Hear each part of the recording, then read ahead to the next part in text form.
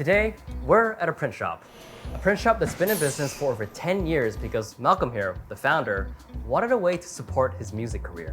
I continued to play music well into my 20s. As the bands that I was playing in grew in popularity, we started touring a lot. I continuously kept losing my job. In a very adult decision, I sold my motorcycle and I bought $1,000 of what I considered at the time very professional screen printing equipment. So my question is, how do you go from having only $1,000 and a side hustle of printing t-shirts to a high six-figure business with multiple employees?